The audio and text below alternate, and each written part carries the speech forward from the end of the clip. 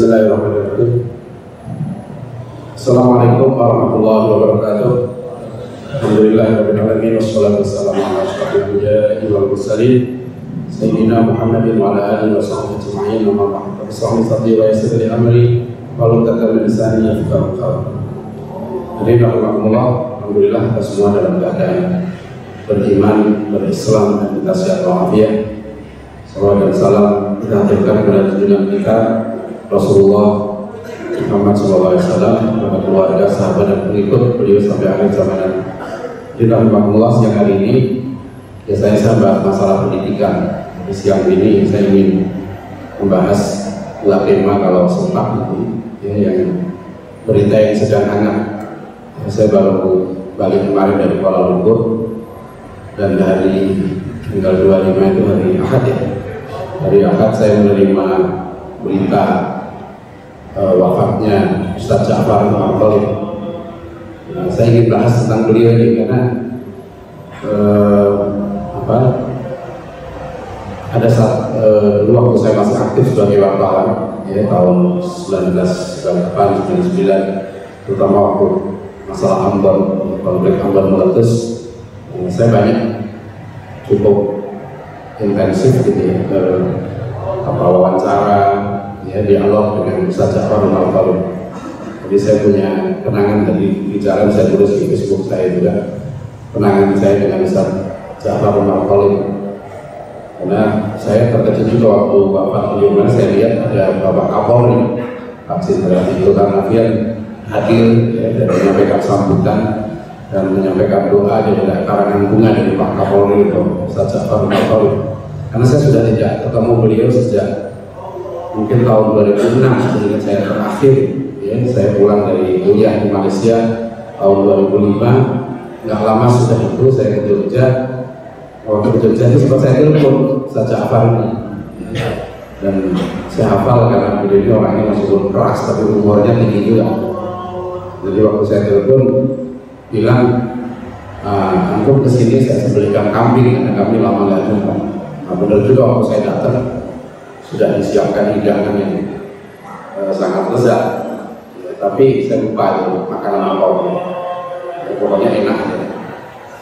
Tapi yang penting adalah pada waktu itu Ustaz Ja'far itu baru rame-ramenya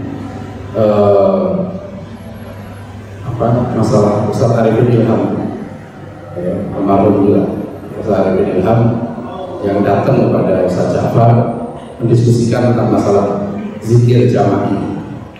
Dan saya nggak usah ceritakan bagaimana pendapat Ustaz Ja'far, karena beliau kemudian bercerita ya setelah Arifin Ilham datang dan beliau kemudian meneliti masalah itu, memang akhirnya beliau berubah pendapat semulanya.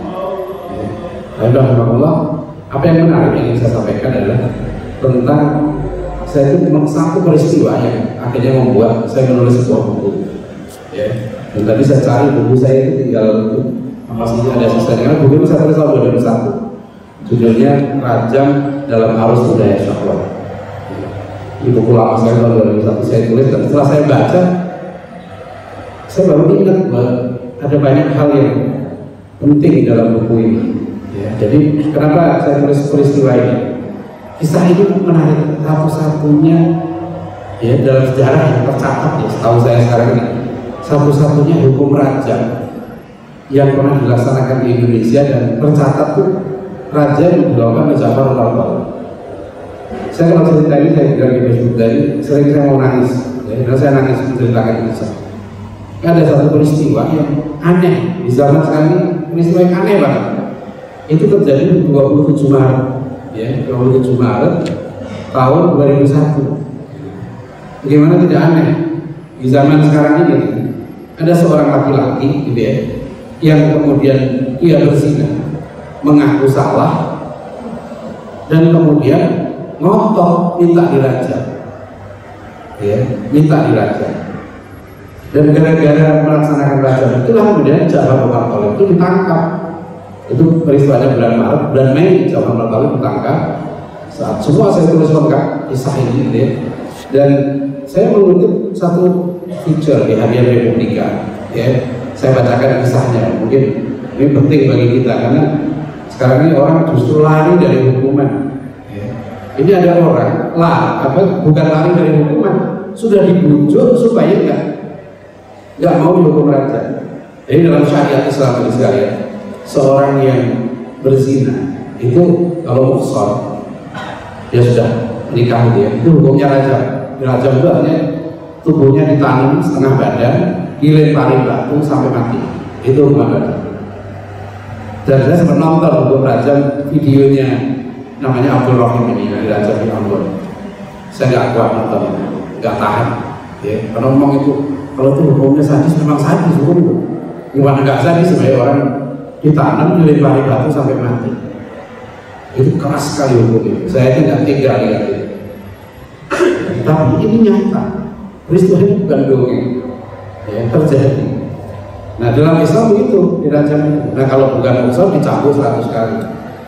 Tapi pelaksanaan hukum rajam ini Pak itu berat sekali karena syaratnya harus ada saksi 4 orang yang melihat langsung live peristiwa itu, bukan dari cerita. Kata Rasulullah seperti melihat timba masuk sumur. Nah itu susah. Gimana orang berzina harus disaksikan 4 orang. Itu baru. Di masa Khalifah Umar bin Khattab ada seorang sahabat namanya Abu Bakar. Abu Bakar ini dengan seorang lagi yang berjalan melihat seorang berzina. 2 orang sahabat ini lapor pada Umar bin Khattab, saya melihat si A berzina. Dalam hukum Islam syaratnya yang lapor itu harus mendatangkan 4 saksi. Akhirnya Umar bin Khattab bilang, Khalifah, cari 2 saksi lagi yang melihat peristiwa itu, gitu ya. 2 orang ini tidak bisa. Kata Umar bin Khattab, kalau kalian tidak bisa mendatangkan 2 saksi lagi, kalian harus mencabut kesaksian itu. Kalau tidak, berarti Anda menuduh orang berzina dan ada yang dicabut. Wah itu hukum Islam. Jadi kamu menuduh orang berzina, nggak bisa bawa saksi, kamu harus cabut. Kalau nggak, kamu dicabut. Nah 2 orang sahabatnya akhirnya satu membatalkan kesaksiannya, dan Abu Bakar nggak mau membatalkan kesaksiannya.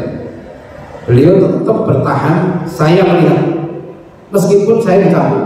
Nah itu kontroversinya di sini. Abu Bakar akhirnya beliau memilih untuk dicabut meskipun ya karena mempertahankan kesaksiannya. Ya itu hukum Islam seperti itu. Apa namanya ya? Keras tapi jelas prosedurnya. Bisa nggak 4 saksi hadir? Nggak bisa, kamu yang dicabut. Dan makanya jarang hukum zina. Di masa Rasulullah itu ada berapa kali hukum zina diterapkan, tapi itu karena pengakuan. Ya, yang terkenal adalah saya tulis juga kisah di buku saya tentang Ma'is, seorang perempuan ya yang datang kepada Rasulullah mengaku berzina dalam keadaan hamil. Dia minta dirajam. Ini peristiwa ini kita baca pun mau nangis rasanya. Ada seorang perempuan sudah hamil datang pada Nabi minta dirajam. Rasulullah tidak mau menanggapi. Beliau berpaling ke sini, si perempuan ini ikut juga, desek terus supaya dirajam. Akhirnya Rasulullah bilang, sudah kamu pulang sampai anak kamu lahir. Ya.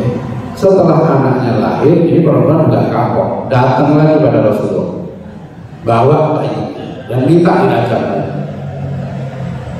Rasulullah ini bilang, susukan dulu anak kamu sampai 2 tahun. 2 tahun disusukan anaknya. Ya. Setelah itu si perempuan ini datang lagi pada Rasulullah, minta dirajam. Jadi cerita ini hanya ada pada masa Rasul. Ya, kisah perempuan yang berzina, mengaku berzina dan minta dirajam. Akhirnya nggak ada pilihan, Rasulullah merajam si perempuan. Ini kemudian kasus ini saya jumpai waktu itu, kasusnya pada seorang bernama Abdul Rahim. Ya, dia berzina. Nah ini saya bacakan yang saya kutip dari Harian Republika, ya, 10 Mei tahun 2001. Kisahnya begini, ratusan orang di kampung Ahuru, Ambon terdiam. Ini persis teks Republika yang saya baca. Lewat tengah hari, Selasa 20 Maret 2001, itu mereka hanya dapat menatap wajah tegar Abdullah. Separuh tubuh Abdullah, sebut saja begitu, sudah ditanam sebatas dada. Khutbah telah disampaikan oleh Ustaz Ja'far Umar Khalid, pemimpin Laskar Jihad. Batu telah menumpuk di dekatnya. apakah kamu memang berzina? Tanya Ja'far. Benar, kata Abdullah. Apakah kamu ridho menjalani had? Insya Allah ridho, jawab Abdullah dengan nada pasti. Tak ada getar keraguan pada suaranya. Suasana kembali hening setelah dialog yang kurang lain seperti itu berlangsung. Seorang pemuka agama setempat melangkah perlahan dan kemudian berjongkok di depan Abdullah, membujuk Abdullah. Cabut saja pengakuanmu, bisiknya Amir, itu akan menyelamatkanmu. Abdullah menggeleng. Dengan raut sedih, pemuka agama itu kembali ke lingkaran massa. Hukum rajam sudah akan dijalankan. Abdullah telah diberitahu untuk menyampaikan permintaan terakhirnya. Abdullah menyampaikannya. Sederhana saja permintaan itu, mencium tangan Ustaz. Sang Ustaz Ja'far bin Abi Thalib pun mengulurkan tangannya ke bibir Abdullah. Itu sah itu. Ya. Terik matahari menyengat ubun-ubun Abdul Rahim, nama sebenarnya itu Abdul Rahim. Ya. Air mata pun mengembang di perubuk ratusan orang yang hadir. Terik matahari dan genangan air mata tidak menghalangi tangan para anggota Laskar Jihad untuk merengkuh batu dan melemparkannya kuat-kuat ke kepala sahabat pedangnya itu. Prak, prak, prak. Abdullah diam menerima timbukan batu itu. Tak sedikit pun lenguan keluar dari bibirnya. Beberapa saat kemudian batu telah menumpuk, lemparan pun dihentikan. Petugas medis melangkah ke depan memeriksa. Inna lillahi wa inna ilaihi raji'un. Abdullah pun telah berpulang. Sungguh tidak mudah menjalankan had, tapi kami bersyukur telah melaksanakannya, kata Ustaz Ja'far bin Abi Thalib pada Republika pertengahan April silam. Tidak mudah tentu. Hardi, juru bicara Laskar Jihad, memaparkan sudah bermula dari operasi anti maksiat dan seterusnya dan seterusnya. Nah, ini kisah, ya, kisah ini kemudian bulan Mei, ya, Ustaz Ja'far bin Abi Thalib ditangkap, ya, dengan tujuan melakukan pembunuhan, ya, dan setelah itulah kemudian umat Islam bergelombang, ya, pernyataan bersama, ya, pada tanggal berapa, ya, 4 Mei, ya. Lebih dari 30 tokoh dari unsur Majelis Ulama Indonesia, Dewan Dakwah Pemuda Masjid, Posko Jihad, Imam Masjid, dan dosen STAI Maluku yang berkumpul dan rangka pernyataan untuk pembebasan Ustaz Ja'far. Ya, menurut tokoh Ambon, pelaksanaan hukum rajam yang diperintahkan oleh Allah dan Rasul tidak bertentangan dengan Undang 45 pasal bab 11 ayat 1. Jadi kemudian terjadi, ya, apa itu? Berbagai aksi, demonstrasi dan lain sebagainya, ya, yang meminta pembebasan Ustaz Ja'far bin Abi Thalib. Nanti saya sempat bertemu beliau waktu itu dan kemudian 2006 itu terakhir. Setelah itu sampai sekarang ini sudah saya nggak tahu teman beliau, ya, apa namanya, saya tidak semua sependapat dengan pendapat Ustaz Ja'far, tapi satu yang saya kenal dari seorang Ja'far bin Abi Thalib ini adalah seorang yang pernah, ya, punya jasa besar, ya, kepada umat Islam. Kalau habis sekalian ke Ambon, saya terakhir bulan, saya berapa kali dulu waktu masih di MUI, ya, dengan tokoh-tokoh agama lain kita berkunjung ke Ambon juga untuk apa namanya, membangun kedamaian di sana, ya. Nah, kalau sekarang kita hanya dengar cerita-cerita dari saudara kita di Ambon, mereka sangat mengenang, ya, kehadiran seorang Ja'far yang dalam bahasa mereka itu, seorang Ja'far ini bukan hanya ngomong kayak saya gitu, tapi beliau waktu itu terjun langsung, ya, membela apa namanya, umat Islam. Jadi sangat berterima. Kalau kita hadir ke Ambon dan bertanya peristiwa waktu itu seperti apa, ya, itu luar biasa.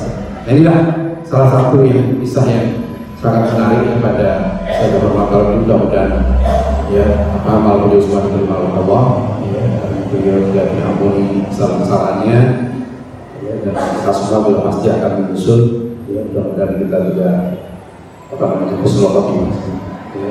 Dan alhamdulillah itu peristiwa pertama yang saya sampaikan menjadi pelajaran bagi kita, karena sekarang ini betapa susahnya, ya, siksaan di dunia apa ya. Kalau kita lihat sih orang yang korupsi kan ditangkap KPK, ya kan, masuk penjara, ya, keluar penjara pun hartanya masih banyak, ya. Kalau kisah Abdul Rahim ini barangkali bisa dijadikan apa ya, semacam tonggak ya, kesadaran hukum nasional gitu ya. Ini saya belum menemukan ya seorang koruptor gitu ya yang ngaku salah kemudian datang pada KPK misalnya gitu. Ini semua harta saya serahkan gitu ya. Daripada di akhirat susah gitu ya. Apa yang paling dicintai hidup manusia itu kan hidupnya itu sendiri. Ya, kalau orang datang minta dan kalau orang pada suntik mati atau digantung maksudnya, jadi cara siksanya itu ya disiksa dunia itu dilempari batu sampai mati. Ya, bahkan salah satu yang merajam Laskar Jatuh cerita ke saya waktu setelah diperiksa oleh dokter ternyata Abdul Rahim ini belum meninggal. Akhirnya diulang lagi rajam. Ya, sampai kemudian dokter periksa sampai meninggal. Tapi masya Allah, ya. Ruangan Abdul Rahim ini yang tempat dia kos itu ditemukan harumnya itu lain. Ya, karena ini luar biasa sudah dibujuk orang ini. Ja'far itu ditanya orang itu, gimana Anda kok? Kenapa Anda laksanakan? Dia yang ngotot. Kami sudah minta pada Abdul Rahim, tolong cabut. Karena sekali dalam hukum raja, kalau orang misalnya ngaku ya, setelah dilempari kesakitan, terus minta dicabut, itu harus dihentikan aja. Itu berlaku di masa Rasulullah SAW. Ada seorang ya yang mengaku berzina, kemudian ditanam, mungkin nanamnya kurang dalam waktu itu. Ya. Setelah dilempari batu dia kesakitan, teriak-teriak, minta saya nggak zina, mencabut pengakuannya. Sahabat Nabi Muhammad itu nggak peduli, orangnya akhirnya lari dikejar, dipukuli sampai mati, gitu. Akhirnya Rasulullah mendengar kabar ini dan beliau bersabda harusnya kenapa tidak kamu biarkan dia pergi. Nah, jadi para ulama memahami dari kasus ini kalau yang ngaku zina ya kemudian dirajam dan ternyata sakit ya minta dicabut dia cabut pengakuannya harus ini. Itu hukum Islam itu situ hukum syariat.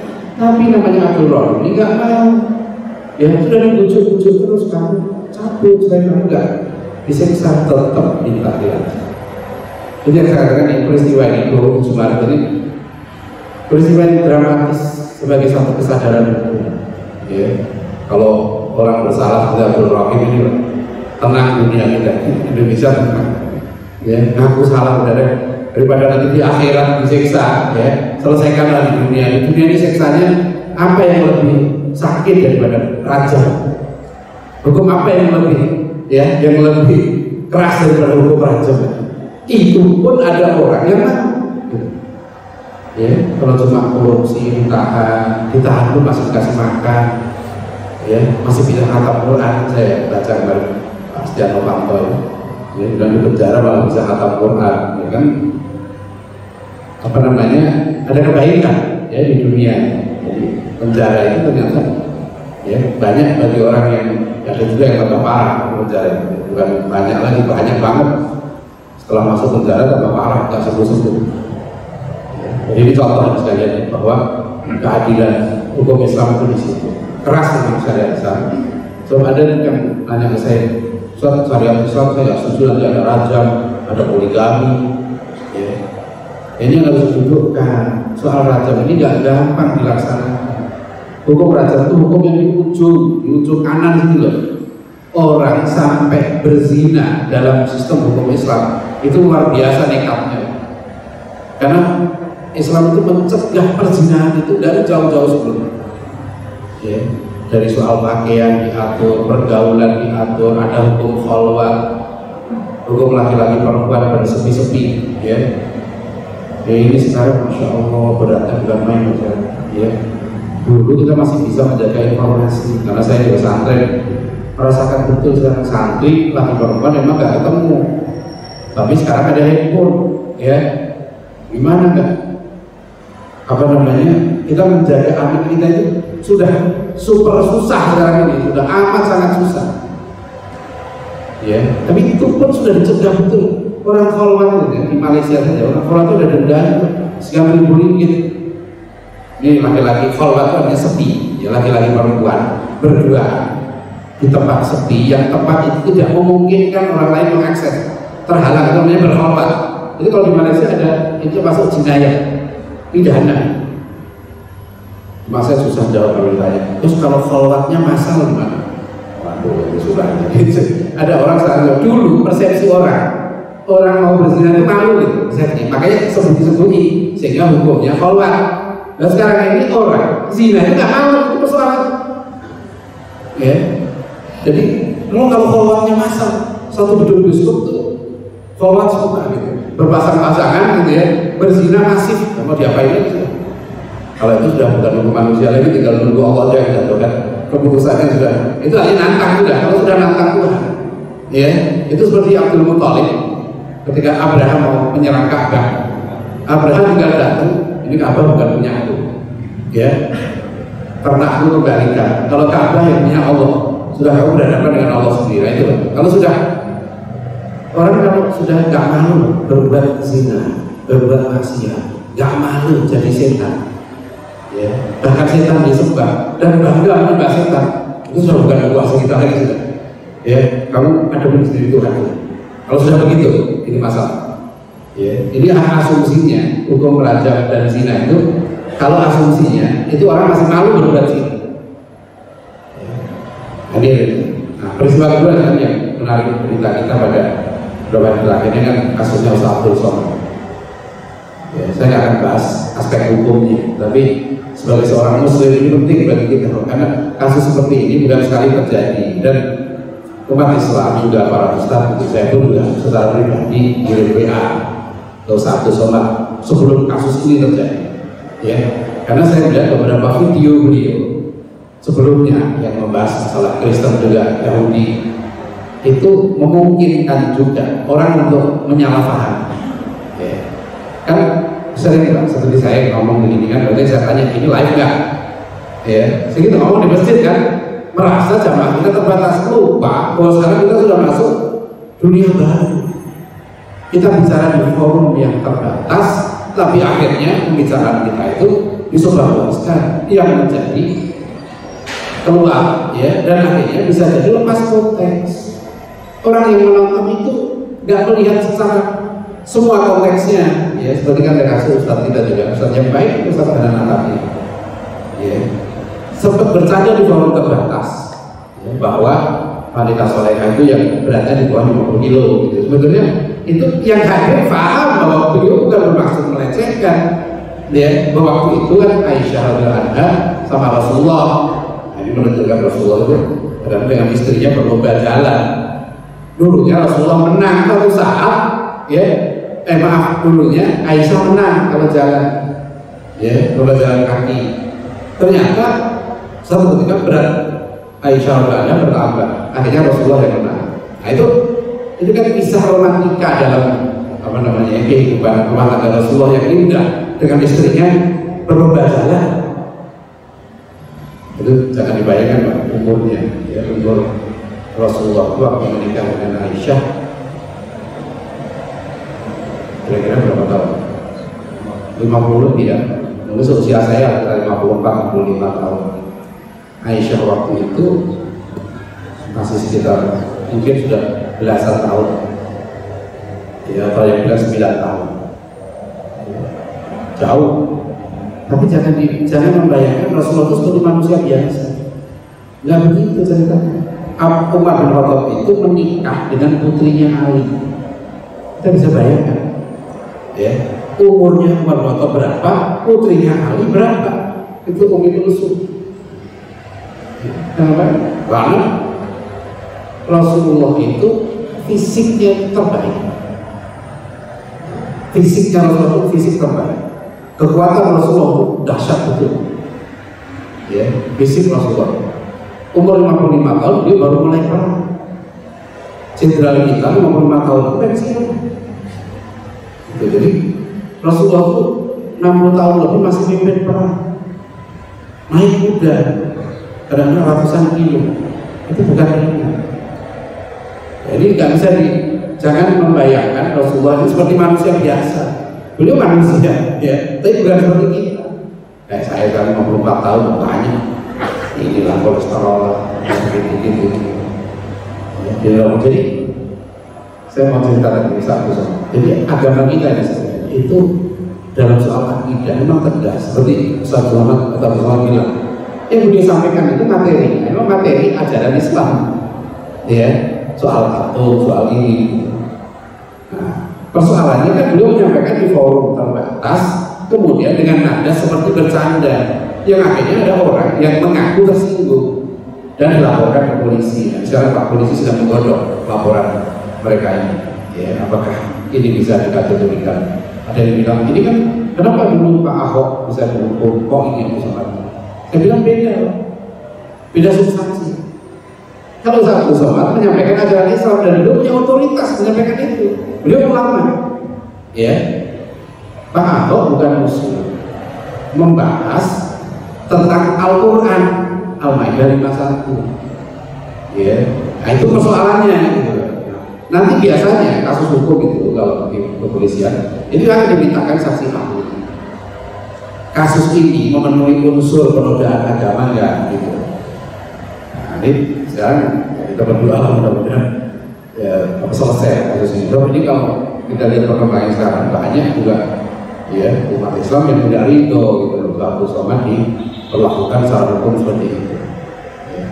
Jadi mungkin sebaiknya saya pikir ini tokoh-tokoh akan berkumpul. Kalau saya boleh kasih pendapat begitulah, boleh bicarakan nanti. Jangan, saya setuju dengan sikapnya siapa itu PGI, Persekutuan Gereja Indonesia.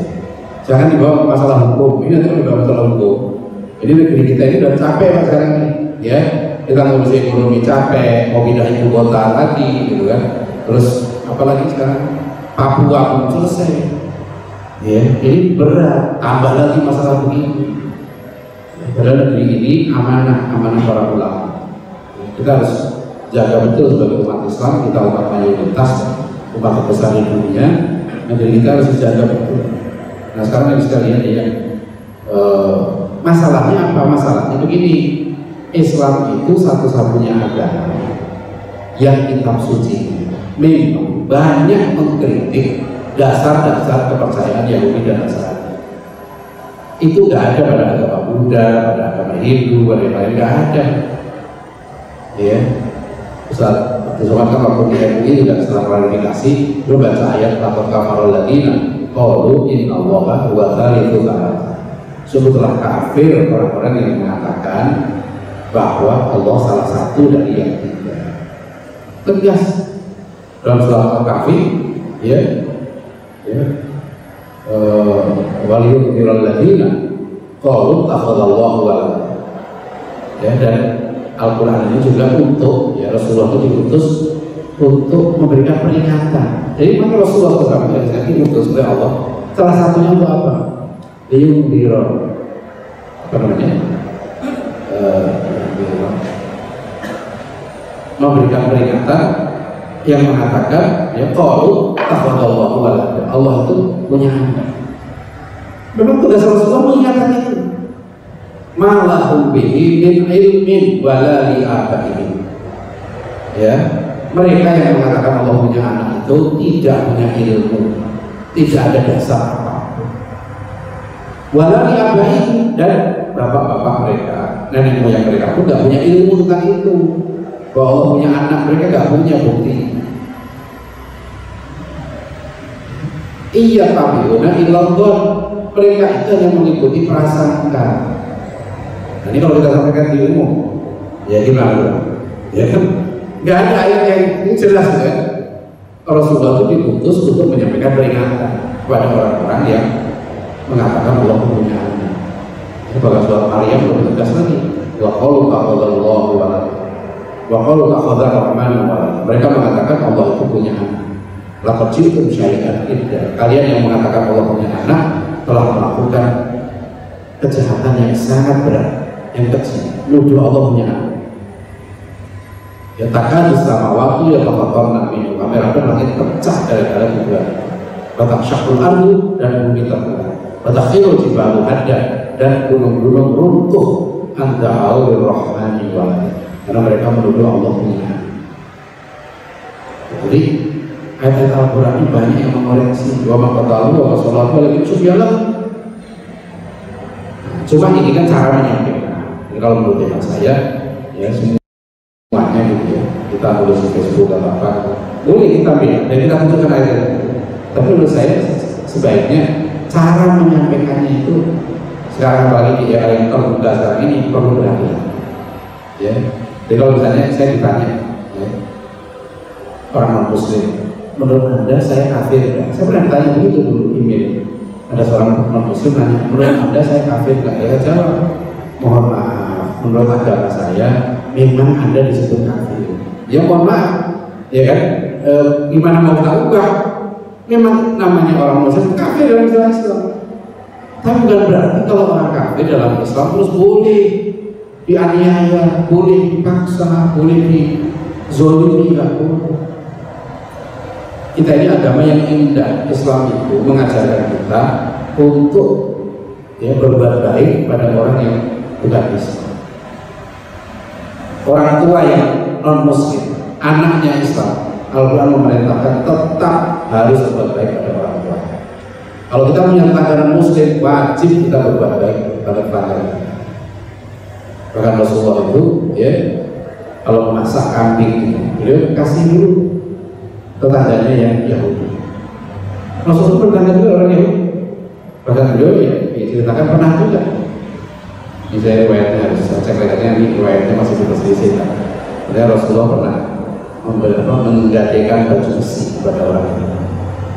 Yang penting kalau kita lihat dalam Piagam Madinah, waktu itu sebelum Yahudi berkhianat, ya, Rasulullah itu juga mengunjungi sekolah Yahudi, ya, menghormati orang Yahudi.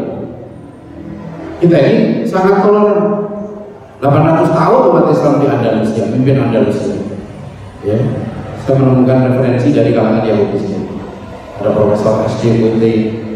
ya, ada seorang penulis ensiklopedia Yahudi yang juga mengatakan bahwa zaman kejayaan Islam di Spanyol itu juga zaman kejayaan Yahudi. Jadi Al-Quran secara ajaran mengkritik keras Yahudi, tapi umat Islam dipesankan oleh Rasulullah dan nanti dicontohkan oleh para sahabat Nabi tidak boleh membuat saya pada mereka. Harus berbuat baik. Sampai orang Yahudi itu merasa zaman keemasan Islam di Spanyol juga zaman keemasan Yahudi. Ya, orang Yahudi nanti setelah Spanyol hancur, ya, mereka larinya kemana? Bukan ke Eropa. Orang Yahudi waktu itu ratusan ribu mengungsi ke Turki Osman. Dan selama 400 tahun lebih orang Yahudi kemudian dilindungi di Turki Osman. Secara doktrin ajaran Islam tidak pernah berubah, tegas soal kekufuran, kemusyrikan tegas. Ya, tapi berbuat baik ya pada mereka. Ada dari Rasulullah SAW, siapa yang menyakiti orang zimmi sama dengan menyakiti aku. Jadi orang, kata Rasulullah, orang muslim yang menyakiti orang zimmi, orang non muslim yang tinggal di negeri muslim, ya, yang mereka tunduk tidak musuh Islam, ya, maka nggak boleh mereka disana, nggak boleh mereka dianiaya. Umar bin Khattab radhiyallahu anhu sebelum beliau wafat, bahkan beliau mengamanahkan jangan bebani mereka dengan pajak yang tinggi, yang bebani, jangan zolimi mereka. Jadi Islam makanya misalnya di Turki Osmani dan itu banyak orang muslim waktu itu mereka lebih suka ya hidup di wilayah Islam karena di situ ada keadilan. Tapi sekali lagi gitu ya, dalam soal akidah, soal ibadah, nah kita tegas. Kami punya cara sendiri. Sulit misalnya begini, kita akan banyak jumpai, ya, bukan banyak. Saya 10 tahun di MUI di Komisi Beragama Beragama. Itu kalau sekali di depan gereja, gitu kan, ada yang mengucapkan selamat menjalankan ibadah puasa, kan gitu ya, selamat Idul Fitri. Kan kadang mereka juga minta orang Islam juga itu dong. Kalau Natal, buat gereja-gereja itu pasang spanduk yang sama. Kemarin dari Geraya Korban di berita kan kita lihat seorang pastor dari katedral kan seberangan tuh Istiqlal dengan katedral. Seorang pastor dari katedral datang ke Istiqlal bawa spanduk korban. Terus gimana ditolak?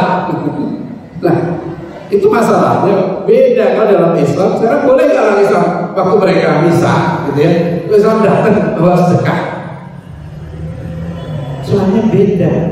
Islam ini agama wahyu.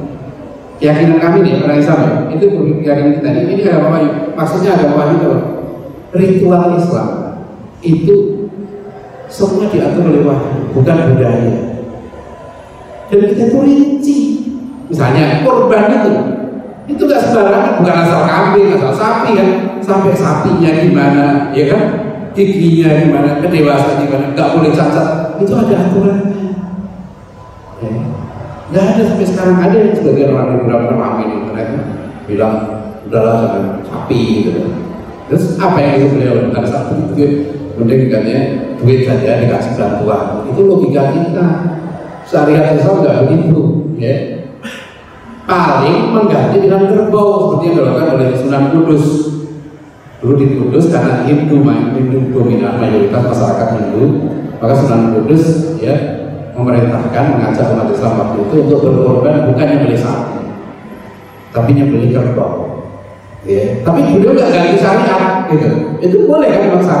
Menyembelih korban itu boleh sapi, boleh kerbau, gitu. Boleh kambing, boleh unta. Ya. Ayam nggak ada korban ayam. Kelinci nggak ada.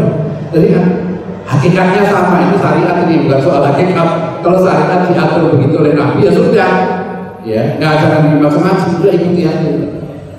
Ini soal syariat. Jadi kita nggak bisa mengucapkan selamat pada agama lain. Itu ada aturannya dalam Islam. Oleh karena Nabi pernah melakukan nggak? Sahabat Nabi pernah melakukan nggak? Para ulama dulu melakukan ini nggak? Kan mereka dulu juga berinteraksi kan. Mereka masuk ke Eropa, mereka masuk ke Palestina dan seterusnya. Ada contohnya, bukan larang. Ya, itu yang beda. Jadi saya pun kalau teman-teman saya yang non Muslim ingin selamat, ya saya nggak bangga sama waktu mereka yang kami mohon maaf. Ya, kami ini soal begini saja itu diatur dalam Islam. Sholat itu sampai sekecil-kecilnya, di mana tahiyat itu, di mana jari telunjuknya, kapan mengeluarkan jari telunjuk, itu hal itu dibahas karena itu ada contohnya semua, ada sunnahnya dari Rasulullah SAW. Ya, meskipun nanti orang bisa beda pendapat. Kan riwayat satu tahiyat itu dari awal illallah gini, ya kan? Apa dari tangan sejak awal tahiyat sudah di jari telunjuk dikeluarkan, ya kan? Atau setelah tengah illallah setelah dikeluarkan itu bergerak-gerak, ya kan? Atau diam bergeraknya itu begini atau begini, gitu ya? Atau begini gitu. Itu gimana bergeraknya? Nah, misalnya kayak gini kan, bergerak jari-jari digerakkan. Ada hadisnya juga. Itu agama kita, agama Islam nggak gampang. Ya, kita bukan asal bikin dah, itu bedanya. Jadi kita harus sampaikan juga kalau kita ada saudara yang non Muslim, ya teman yang non Muslim, ya, kalau salah paham itu harus dijelaskan. Bukan kita nggak toleran, ya. Bukan kita bilang jangan disebut kafir, terus gimana nggak disebut kafir? Oh, ada ayatnya, qul ya ayyuhal kafirun. Terus ayatnya mau diganti. Tapi bukan berarti kalau kita ketemu non Muslim, terus kita kafir lu, nggak begitu kita sudah tahu ada. Ya, bahkan Rasulullah itu disebut dengan kalimat yang indah. Kalau kamu Rasulullah itu diperintahkan untuk mengajak Yahudi Nasrani untuk masuk Islam, dan kalimat ajakannya itu indah. Surat Al-Imran ayat 64. Qul ya ahlal kitab ta'alau ila kalimatin sawa bainana wa bainakum alla na'budu illallah wa la nusyrika ya bihi syai'an. Qul katakan Muhammad, ya ahlal kitab, coba aja, kaum Yahudi Nasrani, itu di sini disebut sebagai people of the books, orang yang punya kitab, kan ya, orang yang punya kitab loh, itu kehormatan. Rasulullah itu disuruh baik Muhammad, ya, ajaklah mereka, hei, baik, Yahudi Nasrani baik, ya, orang-orang yang punya kitab, itu indahnya Islam. Menyeru mereka, mari kita kembali kepada kalimat yang sama. Apa itu? Kita tidak menyembah selain Allah, dan kita tidak menyekutukan Allah dengan apapun. Coba ya, kita ngajari. Di sini ada, ya, ada orang non Muslim pun kita ini disuruh berada. Ada letaknya di sini. Gimana? Tapi kalau orang yang musuh ini Islam, itu Rasulullah terus beda. Yahudi awal-awal perjanjian begitu Yahudi sudah berkhianat, ya bahkan Bani Qainuqa sekarang itu kabilah Yahudi di Madinah itu diperangi oleh Rasulullah gara-gara seorang perempuan muslimah berbelanja di pasar Yahudi. Digoda perempuan ini, bajunya diikat, ya. Begitu perempuan ini berdiri, lepas auratnya kelihatan, malu perempuan ini teriak-teriak. Ada orang muslim yang lewat, dia nggak rela muslimah ini dipermalukan, ya. Maka orang Yahudi yang mempermalukan itu dibunuh oleh orang muslim. Dan akhirnya si muslim ini dikeroyok ramai-ramai sama Yahudi, mati. Rasulullah dengar tentang ini, maka Rasulullah menuntut balas. Ya, kehormatan seorang perempuan. Di situ Rasulullah tegas, ya, itu kehormatan Islam. Jadi Rasulullah itu, tapi Rasulullah sangat lembut. Kalau soal bagaimana menyayangi orang lain, jangankan manusia, Rasulullah itu membangunkan kucing aja gak tega. Ya, Rasulullah membangunkan kucing sedang tidur, itu bukan kucing bang, kainnya digunting, yang dipotong gitu. Jadi manusia yang lebih menyayangi Rasulullah siapa ya? Bukan hanya manusia, ya. Kita diatur, disuruh menyayangi pohon, jangan merusak tanaman. Masya Allah, berat. Saya selalu ngajak santri ya, tolonglah kalau ada tanaman yang kering di pot itu kurang dan layu gitu ya. Ini nangis juga, tanaman ini seperti rumah, seperti kita, dia juga butuh minum, ya. Menanamkan kasih sayang pada tanaman, pada hewan ini. Islam seperti itu, rahmatan lil alamin, bawa kasih sayang, jangan sembarangan. Itu ajaran. Jadi saya kasih satu sama sekali lagi ya, dan ini untuk kita juga kita berhati-hati ya, karena ini zaman sudah begitu.